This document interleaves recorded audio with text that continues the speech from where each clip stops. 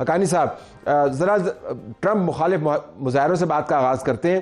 کیونکہ ٹرمپ نے یہ کہا تھا اور نتن یاہو نے یہ کہا تھا کہ ہم ایران کے اندر رجیم تبدیل کرنا چاہتے ہیں، اور لوگوں کو یہ کہا تھا کہ آپ سڑکوں پر آئیں اور رجیم کو تبدیل کر دیں۔ اب ہم امریکہ کے اندر دیکھ رہے ہیں کہ تقریباً ہر ریاست میں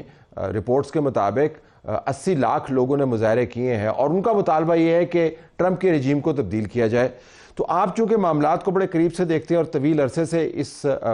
ملک کے سسٹم کو بھی جانچ رہے ہیں، یہ کیا غیر معمولی کوئی واقعہ ہے یا آپ کے خیال میں ایک غصہ ہے جو نکلا اور اس کے بعد کوئی خاص اس کا اثر نہیں ہوگا؟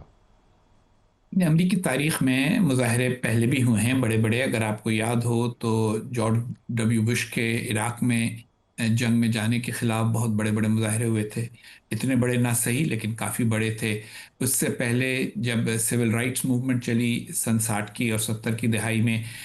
تو سیاہ فام آبادی کے حقوق کے لیے بہت بڑے بڑے جلوس اور مظاہرے ہوئے. امریکی نظام میں مظاہرے سے تو رجیم چینج نہیں ہوگی، لیکن جو مظاہرے کا اصل مقصد ہوتا ہے وہ رائے عامہ کو متحرک کرنا ہوتا ہے، خاص طور پہ انتخابات کے لیے. اور واضح نظر آ رہا ہے کہ اس سال کانگریس کے انتخابات ہیں، اور رائے عامہ کا جوں جوں مظاہرہ ہو رہا ہے صدر ٹرمپ کے خلاف، ویسے ہی رائے عامہ کے سرویز میں ان کی ہمدردی اور مقبولیت کم ہوتی چلی جا رہی ہے. اور اس کی وجہ سے اس بات کا کبھی امکان ہے کہ جو ان کے مخالف ہیں وہ الیکشن کے موقع پر زیادہ متحرک ہوں، اور جو ان کے حامی ہیں وہ اس تاثر کے تحت کہ شاید ہمارے ووٹ دینے سے اتنا فرق بھی نہیں پڑے گا، لوگ پہلے ہی اتنے مخالف ہیں، ہمارے پڑوسی بھی مخالف ہیں، ہمارے ارد گرد رہنے والے بھی مخالف ہیں، وہ اتنا بااثر کردار الیکشن میں نہیں ادا کر سکیں گے. اور ریپبلکن پارٹی کے بہت سے لیڈر یہ بات پچھلے دنوں میں کہہ چکے ہیں کہ ان انتخابات میں ہمارے خلاف جذبات زیادہ ہیں، اور ان انتخابات میں شاید ہم وہ کامیابی حاصل نہ کر سکیں جو ریپبلکن پارٹی ماضی میں حاصل کرتی رہی ہے. یہ آپ نے بڑی دلچسپ بات کی، کیونکہ آپ نے سارا معاملہ بیان کیا ہے اندرونی سیاست کے پیرائے میں. جب ہم باہر سے بیٹھ کے امریکہ کی مظاہروں کو دیکھتے ہیں تو لگتا ہے اس طرح یہ اینٹی وار مظاہرے ہیں، لیکن آپ جو ہمیں بتا رہے ہیں، آپ یہ فرما رہے ہیں کہ یہ اندرونی طور پر الیکشن کے نتائج کو متاثر کرے گا. تو کیا اندرونی فیکٹرز ہی اس کو چلا رہے ہیں، ان مظاہروں کو، اس غصے کو، یا آپ کے خیال میں جنگ کیوں کی جا رہی ہے، کس کے خلاف کی جا رہی ہے، ہمیں کیوں نہیں بتایا، ہم پر کیا اثر پڑا، ویتنام والا جو سمٹم ہے وہ آپ کو نظر آتا ہے زیادہ؟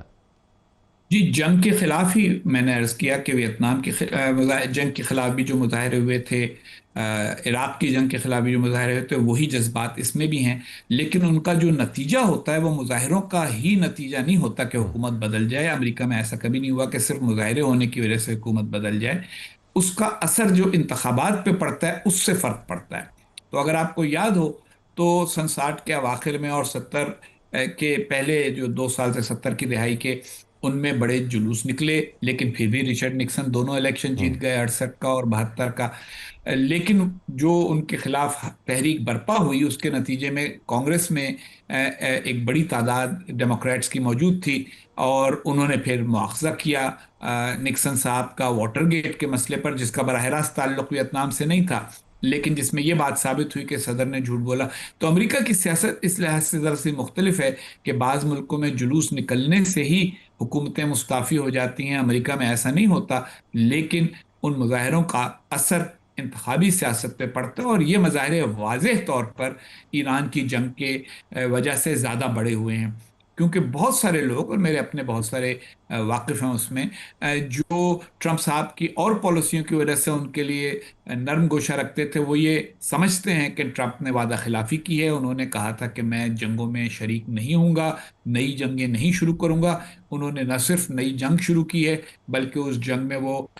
روز بڑھتے چڑھتے دعوے کرتے چلے جاتے ہیں، اور یہاں تک دھمکیاں دے رہے ہیں کہ وہ ایٹمی ہتھیار بھی شاید استعمال کر لیں. براہ راست نہیں کہا لیکن اشارتاً کہا ہے. تو یہ ساری ان کی جو گفتگو ہے، اور یہ حقیقت کہ امریکہ کو پہلی بار ایک جنگ میں شریک کیا گیا ہے یہ سمجھ کر کہ یہ بہت چھوٹی سی جنگ ہوگی لیکن پہلے ہی جنگ کو 4 ایک ہفتے چل گئی ہے، اس کے اثرات عام آدمی کی زندگی پر پڑ رہے ہیں اور بین الاقوامی معیشت پر پڑ رہے ہیں. تو یہ جو ان پلانڈ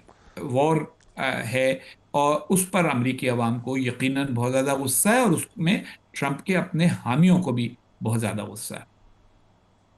اب آپ نے اپنے حلقہ احباب کا ذکر کیا، اور ظاہر ہے پڑھے لکھے ریسرچ سے متعلق لوگ ہیں، اس کے اندر لابیسٹ بھی ہیں، اس کے اندر پولیٹیشنز بھی ہیں، مطلب آپ کا نیٹ ورک بڑا وسیع ہے وہاں پر۔ میں آپ سے یہ جاننا چاہوں گا کہ کیا جب ان کو غصہ آتا ہے تو ان کو پتہ ہے کہ ٹرمپ کیا کر رہا ہے؟ کیونکہ ہم واقعتاً آپ نے پہلے بہت مرتبہ اجتناب برتا ٹرمپ کے الفاظ کی تشریح کرنے سے، لیکن جو لوگ جن سے آپ بات کر رہے ہیں، جو امریکی شہری ہیں، جو نظام کا حصہ ہیں، کیا ان کو پتہ ہے کہ ٹرمپ کیا کر رہا ہے؟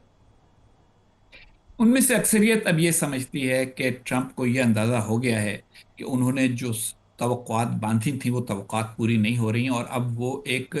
واپسی کا راستہ ڈھونڈ رہے ہیں۔ لیکن ٹرمپ کی طبیعت اور مزاج ایسا ہے کہ وہ ہمیشہ ہر چیز میں کامیابی کا اعلان کرتے ہیں، جب ناکام بھی ہوتے ہیں تو کامیابی ہی اس کو قرار دیتے ہیں۔ تو وہ کوئی ایسا عذر ڈھونڈ رہے ہیں جو ابھی تک ان کو نہیں مل پا رہا کہ جس کی بنیاد پر وہ اس کو کامیابی قرار دے سکیں۔ دوسری بات یہ ہے کہ یہ بات بھی واضح ہے کہ ٹرمپ بعض اوقات ایک رسک ٹیکر ہیں، وہ بہت زیادہ خطرہ مول لے لیتے ہیں، اور ان پر اس وقت دباؤ بھی ہے۔ ایک طرف اسرائیل کا دباؤ ہے جو چاہتا ہے کہ جنگ کسی ایک طرف تو جائے، اور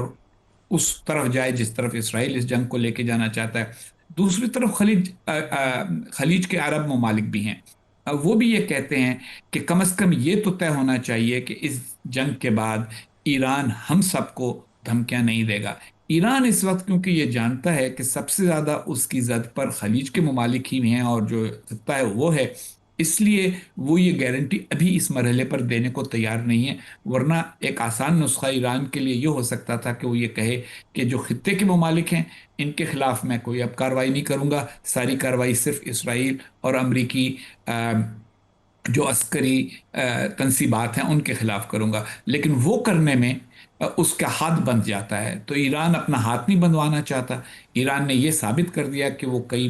ہفتے سے برداشت کر رہا ہے امریکی اور اسرائیلی بمباری، اور اس وجہ سے ٹرمپ کے لیے مستقبل کا راستہ ڈھونڈنا مشکل ہو رہا ہے۔ تو ان کے جو یہ سارے متضاد بیانات آ رہے ہیں اس کے بارے میں ان کے بہت سے قریبی لوگوں کا یہ کہنا ہے کہ یہ پہلا موقع ہے کہ جب صدر نے